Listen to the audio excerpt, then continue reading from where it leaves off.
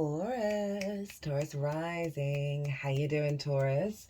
This is your reading for the Taurus new moon that's happening on the 27th of April. Hello and welcome. My name's Chloe. I work with card divination, astrology, and as you just heard and as you can see, I channel multi-dimensional energies through my body, both in the form of physical and vocal light language. All of this brings in healing, attunement, and activation codes to the messages that want to come through for you today, my loves. We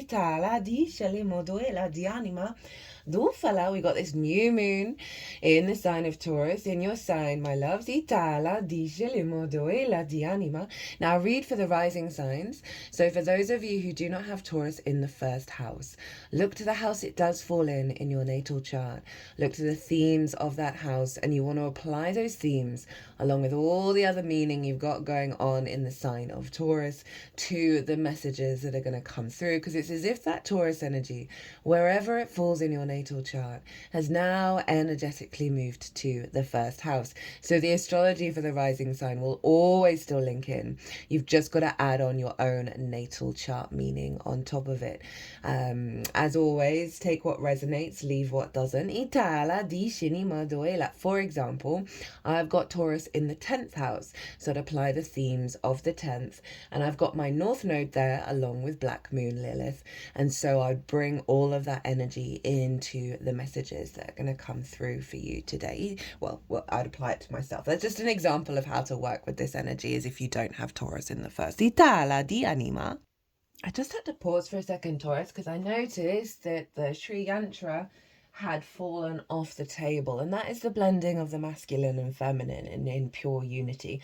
And on the other side of that is this labyrinth, right? I'll just show you, right? This labyrinth that we are all walking through, right? So that was hidden, that sense of, you know, being in the labyrinth. We're coming out the other side, right? Because that was closed out, that had fallen off, and now we're coming into a state of balance, and that really ties in very beautifully with the core collective message that came through in the collective reading. Now, if you want a deeper dive on that new moon, pause this video, go watch the collective reading. That's where I've broken down the astrology in a lot more detail, right? And there's a lot going on.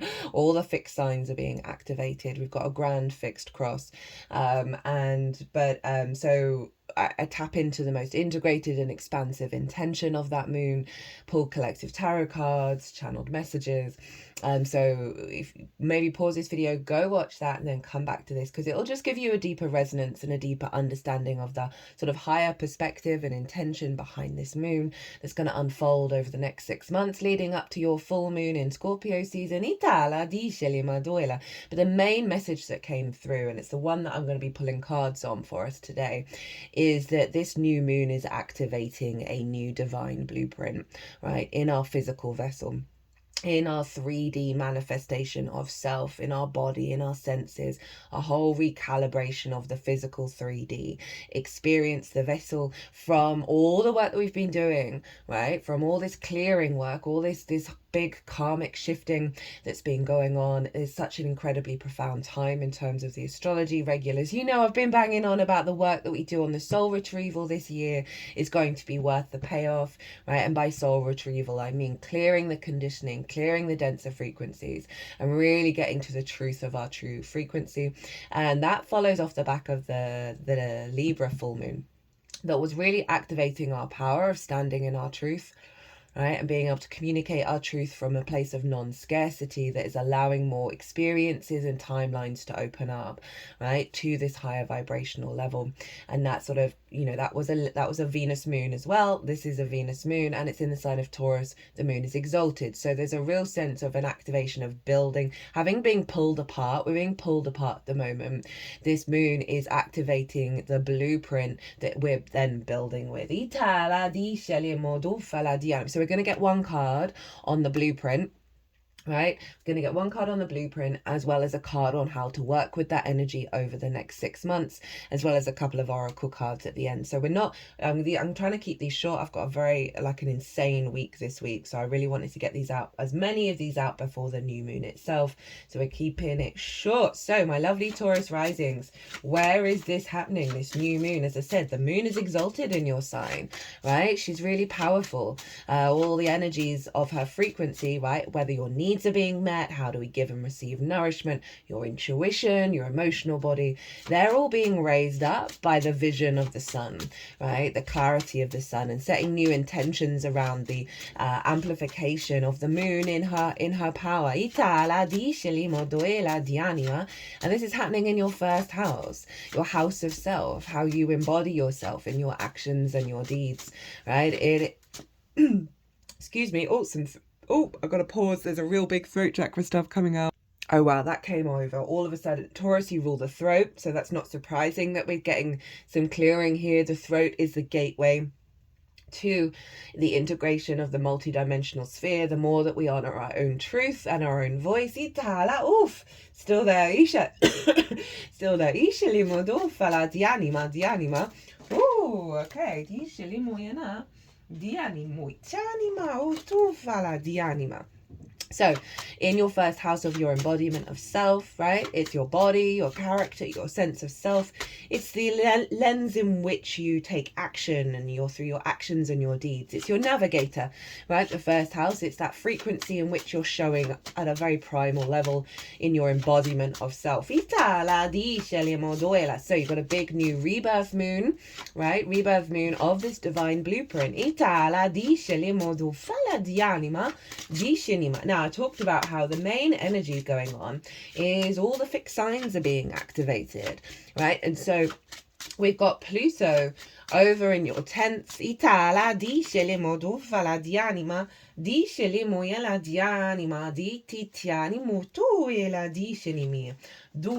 all your cards have come out. We're also getting the card at the bottom of the deck as the root energy.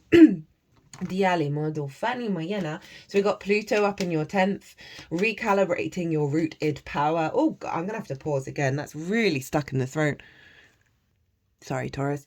So Pluto up in your 10th, which is your life path, your career, your visibility, your reputation, is recalibrating you to your universal truth. Oh, you got a bonus one. Your universal truth of rooted power, of how you manifest and build and transform your path. We've got Mars over in Leo, opposite Pluto, in your 4th house of your roots and your foundations, your ancestors, both blood and soul lineage, parental figures, the roof over your head, the things that you do in private. I like to envisage a tree in the natal chart, right? And the 4th is the root system. The 10th is the peak of the tree, the top of the tree where the leaves are striving towards the sun, and the house of the self, and also the house of the other, which is Scorpio, which we'll get to, are the branches. They need to be in balance between self and other in order for the tree to grow. So your tree is being activated. The angular houses in your life, all right, 1st, 4th, 7th and 10th, they are the pivot points of the natal chart. When we have astrology happening in these signs, they're really big turning points for us to build with in the long term. So you've got Mars, right? You're finding your motivation and drive is recalibrating to your root system, to how you want to build, right? It's opposite Pluto. You know, these are both very independent and very powerful energies. So they're really building for the long term, right? You know, Taurus, you are ruled by Venus. Right, this is a sense of feeling good in the 3D world, right, of your sense of creativity, your fertility energy within yourself. Lilith is over in Scorpio, and she represents equality at her root, right? Respect, honor, dignity between two individuals, divine power, right? And how that works together. It's Kundalini energy. It's the blending together. But if that's not showing up, then Lilith is very happy to pack her bags and walk out the door and go, okay, you do you. I'm going to live my life in my fullest power kind of energy. And that's over in your 7th house of the other, right? One-on-one important relationships in your life. This is forming a grand fixed cross, right? And the grand fixed cross can feel like you're being pulled in many different directions, right? And that can feel very overwhelming. It can also bring about conflict and struggles and drama. Just know that this is just very powerful energy around you that's linked into transformation, that's linked into friction and how you build. Trust in any drama and conflict that shows up, any willpower struggles, is really inherently getting you to think deeper about how you want to operate, how you want to take action, how you see yourself, and really taking you back to the self and back to what's important to you for the long term. The trick with any cross, with any grand cross, is to center ourselves, is to go into a place of stillness when we're feeling overwhelmed and we're feeling pulled in lots of different directions, and maybe do a little bit of meditation, a little bit of breath work, and then ask, after clearing your energy, ask which house, which sign wants your attention in that moment. And then the more that you follow that, they will then weave in and out of each other over the next 6 months. This is very powerful energy. This is also that, even though it can any grand cross can feel difficult, it inherently is a generator of power in this fixed energy of building. Mars is a builder. Pluto is transforming how we understand how we build from a place of respect and energy, right? That powerful energy of Lilith, all feeding into this exalted moon in her most receptive, right? Of how we build for the long term. Now Venus, the ruler of this moon and therefore influencing this moon, is over in the sign of Pisces. She's conjunct Saturn, North Node, the asteroid Ceres, which represents abundance and harvest. Also Neptune, even though Neptune's moved into Aries, they're still very closely conjunct one another. And she is building from this place of divine love, building for longevity. That's Saturn, from a place of integrity and maturity, something solid, something stable. That North Node in Pisces, this is all over in your 11th house of hopes and dreams, friends, groups and alliances, and reaping the benefits from your 10th house, which is your life path. It's the house of good spirits. So Venus is aligning you to your future goals, right? Your future unfoldment, to connect to soul family, to elevate your good spirits in your embodiment of self, right? It really is about the long-term unfolding. You know, that North Node in Pisces is really pushing you to dream big, to allow yourself to let go of the materialistic, finite understanding of reality and expect miracles in your life. But all of this is feeding in to that moon of elevating your spirits, elevating the dreamlike state, the magic, the unconditional love, the intertwining web of all things, the deep emotional body, the mutable changes and shifting and evolvement of the self into these hopes and dreams, these higher hopes and dreams. And you're going to be able to take very strong action around that. You're going to be very intuitive in your embodiment of self that's in alignment with this process. Right, so we've got all the cards. Let's see, what is this blueprint? What is this blueprint that's coming in with this new moon in our physical vessel, in our 3D personal incarnation? What have you got going on, Taurus? Woo! Queen of Pentacles. Love this. Really love this. You are activating a blueprint around your capacity to deeply nurture and nourish yourself in a very profound level, from a place of fertility and abundance. Very stable, very strong in its nature. The capacity to manifest and from a place of deep self-care, deep self-love, deep grounding, deep stability within yourself. This is the unfolding of your blueprint, right? This is earth energy. And it's this real fertility energy, this sense of fertility perspective of embodiment, right? Of a very, you know, queens are very yin in their nature. They nurture, they bring depth, they bring nuance. You know, they really facilitate their energy. And in this case, it's earth. How you build in the world, how you feel in your body. And we've got the little bunny rabbit, which represents fertility. You know, it's a ginormous ace here, right? Of a new beginning based on this deep nurturing, this deep love and care.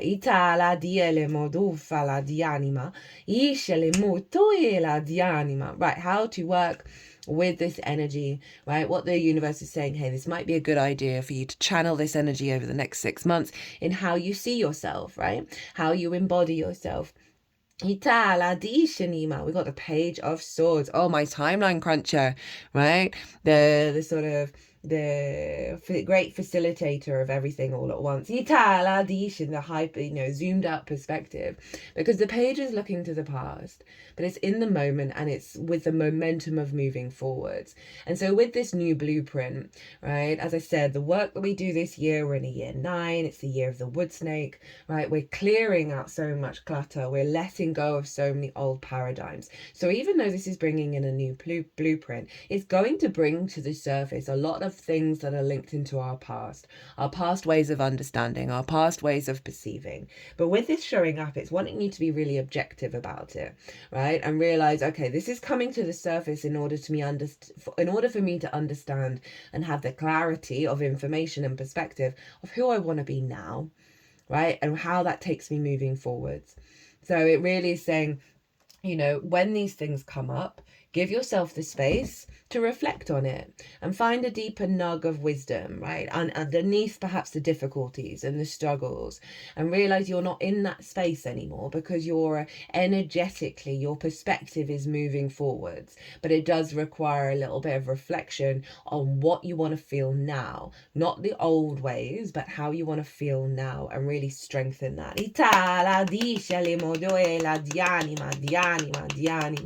It's almost like this awareness of all the old versions of self, and honoring that and honoring the wisdom of those experiences while still holding space for fresh new energy to come in. Right at the bottom of the deck, we've got some more support energy coming in, some root energy of what this unfolding is all about, where it's taking you at your root. Oh, not in reverse. That was not in reverse when I looked at it before. So we've got the Knight of Cups, right? Moving through the world, your embodiment of self. And this is sort of very Piscean energy, right? Where Venus is, of your embodiment, the actions that you take, how you move forward to come from a place of love, to come from a place of flow. That's all that Pisces stellium in terms of your good spirits, of how you're taking action moving forwards that are going to be in alignment with your dreams, right? But operating from a place of love, from a place of openness, right? So they're wanting, I feel like this is both advice and what's at the root, right? This will also help with the Page of Swords, to bring in this Queen of Pentacles into your light body. And again, this Knight is focusing forwards, focusing on the unfoldment of love and not what's happened in the past. It's not jaded. So you got 2 bonus cards from this oracle deck. You've got Scorpio, I desire, and Aquarius, so the doubling down on the fixed energy, I aspire, right? This feels aspiring to the future, aspiring to the path of what it is that you desire at your root, right? Being you makes you a star. Eccentric, unique, visionary, original, inventive, progressive, independent, creative, distant, detached, cold, right? And then we've got fiercely devoted, passionate, intense, powerful, loyal, mysterious, deep, ambitious, magnetic, secretive, obsessive, jealous, and competitive. Let's look at the book to see what that's got to say. So it's bringing both the shadow and the light into it. I love this deck for doing that. And it's highlighting where there might be things that come up that aren't part of your path anymore, right? This detachment from your own incarnation, the jealousy of other people's experiences, other people's embodiment. So with Scorpio, your fierce devotion, loyalty, and passion is bringing you exactly what you want. You're transcending anything that is in your way. And in its shadow side, there is too much attachment and obsession here for this to work. It could even be toxic or destructive. A door needs to be closed or something transformed. So again, that is highlighting what may be coming up in terms of the old patterning with that the Page of Swords. But it's really highlighting the devotion that's coming through, right? So this may have a reflection on your relationships in your life, perhaps some that aren't serving you anymore in terms of this new nourishment and self-care that you're bringing in. Or certainly elevating those relationships because of this power of your own self-care, this own nurturing that's just upgrading those relationships, that's allowing more love to come in, more sense of reciprocity, and the actions that both You're going to take her in alignment with this self-care, with this fertility. And then for Aquarius, your authentic self is making you a star, bringing you to the right people and connections to make your wishes come true. No, that's so synchronistic. You are loved and supported. And the shadow, are you trying hard to fit in? Are you disconnected with your true path? Or is something giving you the cold shoulder? Either way, you don't seem aligned with your true self. Again, highlighting what might be coming up, right? Say there are certain dynamics in your life where you're feeling disconnected from them, that it's not matching this. And you might be a bit confused because that might be something that's significant in your life and is asking you to pull back and to reflect, right? And to pull yourself back to your true self and then see how you want to show up that's more in alignment with your true self, your true embodiment of self. And I find that often shifts the frequency of where there's been resistance. It doesn't mean focusing on that resistance. It doesn't mean putting all your energy into it. It simply means having an awareness, how making sure you are staying in alignment and you are, where's that book gone? I'm just trying to find the book for the other oracle card. You are it's really focusing on your alignment. I'm gonna have to pause. I don't think the book's here. Oh, right here, right in front of me. The self is right in front of you. You've never lost it, right? And so this is really saying, hey, just be open to the awareness within you of your own true self. Bring that forwards, that it's not lost.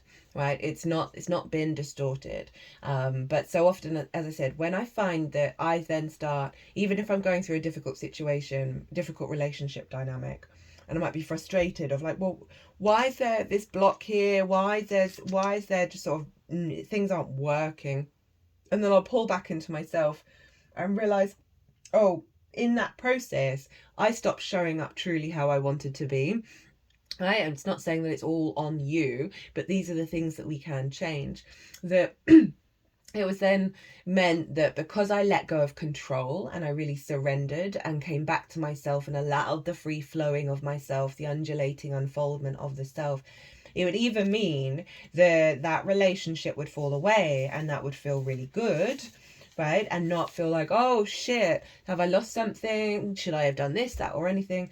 Or the other person or the situation will then start to show up at the frequency that I'm admitting. Itala di anima. Right, so the final oracle card. We've got Lord Shiva, Transcendence.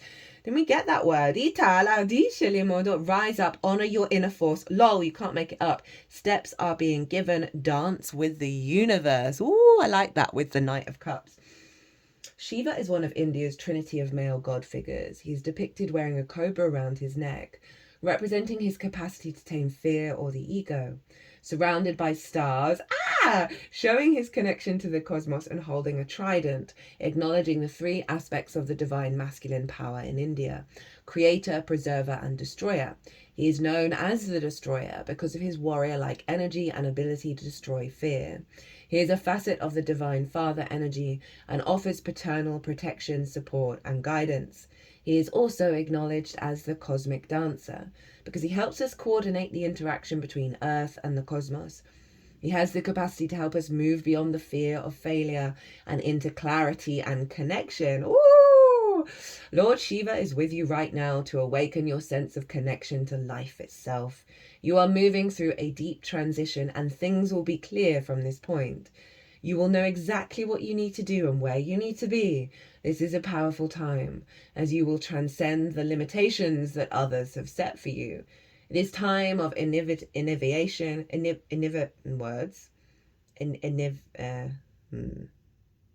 innovation, lol, ideas, stargazing, soul traveling, and soul retrieval, lol. Shiva, the Lord of Dance, is here with his sacred sound of Om to lead the way. Oof, Taurus. Ooh, big energy. Big energy. I am here for it. What have we got quickly at the bottom of the deck? Orion, the wise healer, ancient gifts, ancient wisdom, mind, heart connection, mental energy. There's that Page of Swords, nature lover, free spirit, healer, yang, dominant, colourful, weirdo. Let your weirdoness out, be confident in that. And then we've got Mercury, open communication, get a weight off your chest, speak up with love and be heard. Now that ties in to what I was saying about the Libra full moon, that's allowing us to do that. And the more that we do that, the more we stand in our power, the more our body no longer feels like it's on the defensive, it's no longer in a fear state of from a place of scarcity. I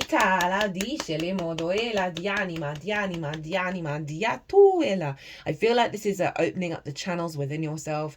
You know, we've got the Kundalini energy here as well as the healing energy, through this sense of awareness and perspective and how you are communicating internally as well as outwardly, right? And be very loving and very kind, and know that there are parts of yourself that are coming to the surface to be transcended, that need to be heard, right? You don't necessarily have to attach yourself fully to them. They're not part of your future, but they are part of your past that wants to be listened to, so Shiva can dance and destroy and shift and change and release your inner force.